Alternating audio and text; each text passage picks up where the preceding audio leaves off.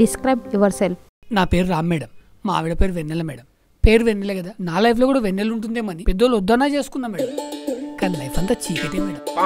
ఈరోజు కూడా మేడం పొద్దున్న లేవలే మేడం. ఏం దాని దగ్గరికి వెళ్ళి చూస్తే జ్వరం వచ్చింది మేడం. సరే అని చెప్పేసి మెడికల్ షాప్కి వెళ్ళి టాబ్లెట్స్ ఇచ్చేసిన మేడం. హాస్పిటల్ తీసుకెళ్దామంటే డబ్బులు లేకుండే మేడం. నా జాబ్ పోయి 2 నెలలు అవుతుంది. ఇది మేడం నా పరిస్థితి. పెళ్ళానికి జ్వరం వచ్చింది, జేబులో డబ్బులు లేవు అంటే జాబ్ ఇచ్చేస్తారా? జాబ్ ఇస్తారని చెప్పలే మేడం, డిస్క్రైబ్ యువర్ సెల్ఫ్ అన్నారు కదా, అందుకు చెప్పాను మేడం. ఇంతకుముందు చేసిన కంపెనీలో జాబ్ ఎందుకు మానేసావు? నేను మానేయలే మేడం, వాళ్ళే తీసేశారు. అదే ఎందుకు? కొత్త వర్క్స్ రావడం లేదంట, కంపెనీ లాస్లో ఉందంట.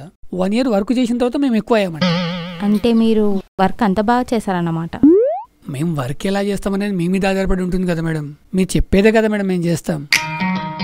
అయినా మేము కొత్తగా ఏదైనా చేసాం అనుకోండి, మీరు ఊరుకుంటారా మేడం? నువ్వు బాగా ఫ్రస్ట్రేషన్లో ఉన్నట్టున్నావయ్యా. సరే, వర్క్ ఎలా చేయించుకోవాలో నేను చూసుకుంటా, నీ స్టోరీ చెప్పవయ్యా. ఎక్కడి నుంచి చెప్పమంటారు మేడం?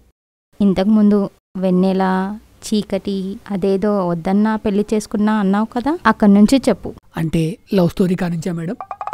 ఏంటి, నీకు లవ్ స్టోరీ ఉందా? ఏంది మేడం, ఉండకూడదా? నేనేదో ఇంటర్వ్యూలోకి తిరిగి ఇలా ఫ్రస్ట్రేషన్లో మాట్లాడుతున్నాను కానీ నేను చాలా మంచోని మేడం.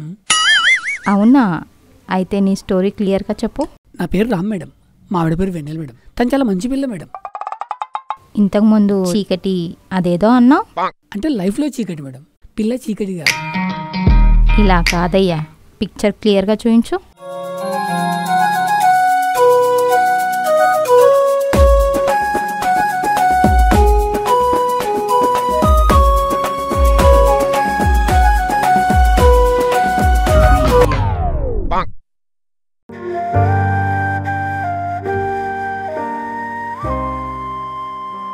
నీతో కొంచెం మాట్లాడాలి.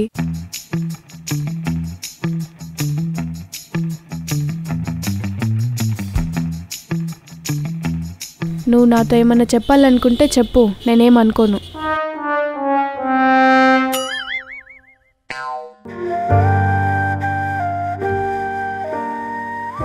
మా ఇంట్లో నాకు పెళ్లి సంబంధాలు చూస్తున్నారు.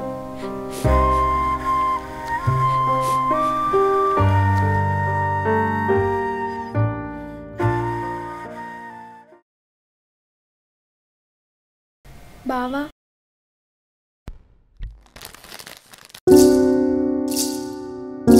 ఈ పూటకు పక్కన అక్కని అడగనా? ఈ టైంలో చూద్దాం.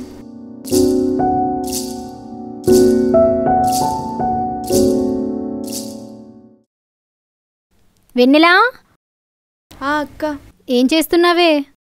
ఏమైంది అసలు? ఈరోజు బయటకు కూడా రాలేదు. ఏం లేదక్క. తిన్నావా?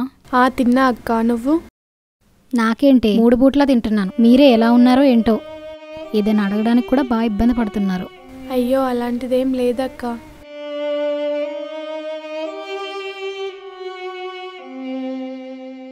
ప్రతిరోజు ఏదో ఒకటి అడగాలంటే ఇబ్బందే, అయినా రోజు ఏదో ఒకటి అడుగుతూనే ఉన్నా కదక్క. మీ ఆయన ఎడిపోయిండు? జాబ్ లేదు కదక్క, ఎక్కడైనా దొరుకుతుందేమో అని పోయిండు. నేను ఒక మాట చెప్పనా? అయ్యో చెప్పక్క, నువ్వు తప్ప మాకు మంచి చెడు చెప్పడానికి ఎవరున్నారు?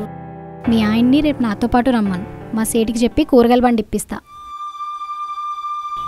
ఆయన కూరగాయలు ఎక్కడ అమ్ముతారక్క? మీరు చూస్తున్నారు కదా, తనకి సిగ్గెక్కువ. ఇలా అయితే బతికినట్టే.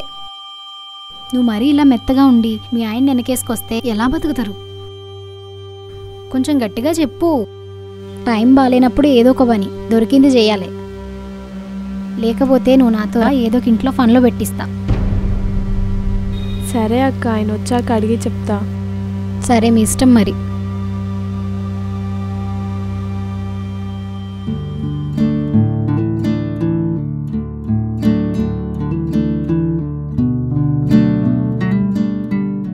వెన్నెల, బావా.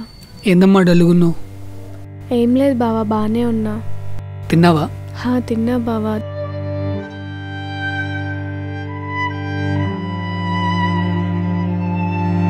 బావా, జాబ్ దొరికిందా?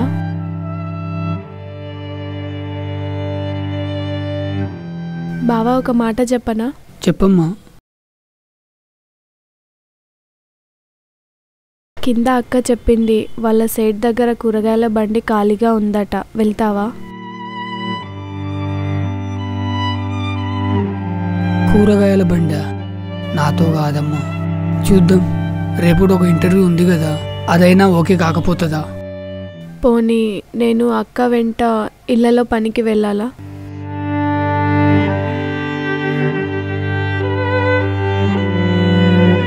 వద్దమ్మా, లైఫ్ ఎప్పుడు ఇలాగే ఉండదు. నెక్స్ట్ ఇంటర్వ్యూలో నమ్మకం ఉంది, తప్పకుండా జాబ్ వస్తుంది. అప్పటి వరకు ఎలా బావా?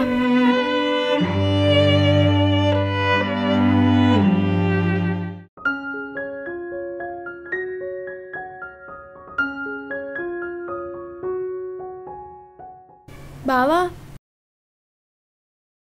ఏంటమ్మా? అన్నం తినవా? మళ్ళీ వచ్చి తింటా. ఎక్కడికి వెళ్తున్నావు?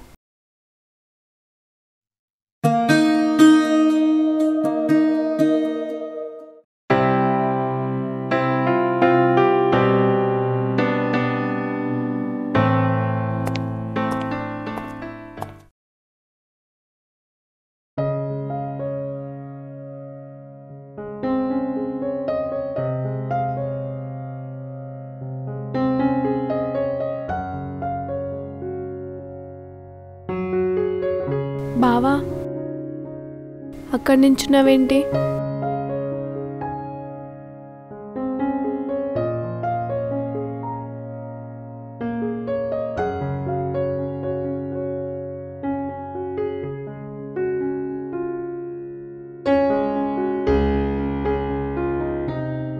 సారీ బావా, ఫీల్ అయ్యావా? ఇంట్లోకి రా. జాబ్ దొరకకపోతే నువ్వు మాత్రం ఏం చేస్తావు? మధ్యాహ్నం తినడానికి కూడా రాలేదు. ఇంట్లోకి రా బావా, అన్నం తిందు.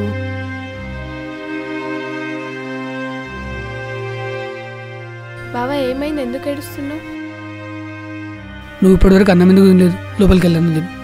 నువ్వు లోపలికి రా బావా, ఇక్కడ ఎందుకు నిల్చున్నావు? నేను వస్తా కానీ నువ్వు ముందు లోపలికి వెళ్ళాను తిను. నువ్వు రా బావా, ఫస్ట్ అన్నం తిందువు.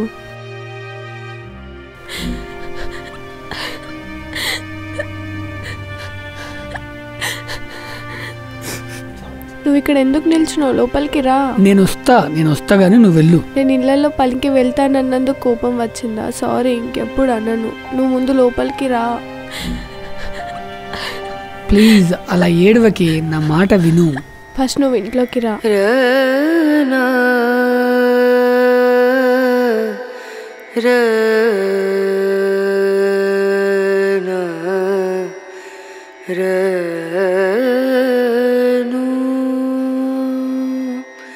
వెన్నెల,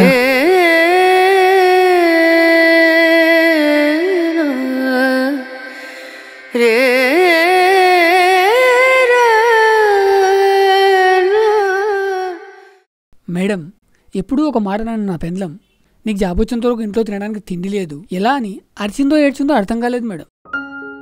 ఇంకా మా పక్కింటామే నన్ను కూరగాయలు అమ్ముకోమంది మేడం, లేకపోతే మా ఆవిడ ఇంట్లో పనికిరమ్మన్నది మేడం.